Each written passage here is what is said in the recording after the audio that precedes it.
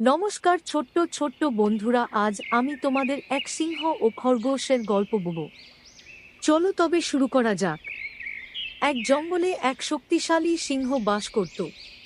সে ছিল খুব অহংকারী ও নিষ্ঠুর। প্রতিদিন সে জঙ্গলের প্রাণীদের ধরে ধরে খেত। প্রাণীরা সব সময় ভয়ে থাকত। একদিন সবাই মিলে একটি সভা করল। তারা সিদ্ধান্ত নিল প্রতিদিন এক একটি প্রাণী নিজের ইচ্ছায় সিংহের কাছে যাবে। এতে অন্তত বাকিরা রক্ষা পাবে। সিংহ রাজি হল।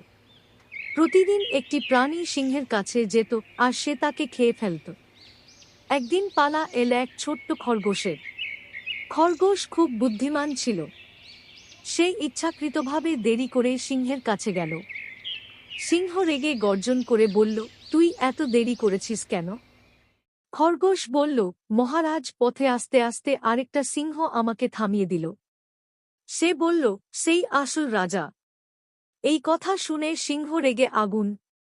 সে বলল, তাকে আমাকে দেখাও। খরগোশ সিংহকে একটা কুয়োর কাছে নিয়ে গেল। কুয়োর জলে সিংহ নিজের প্রতিবিম্ব দেখল ও ভেবে বসল এটাই সেই প্রতিদ্বন্দ্বী সিংহ। রেগে সে কুয়োর মধ্যে ঝাঁপ দিল আর ডুবে মারা গেল।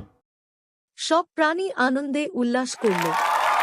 ছোট্ট খরগোশের বুদ্ধিতে তারা মুক্তি পেল।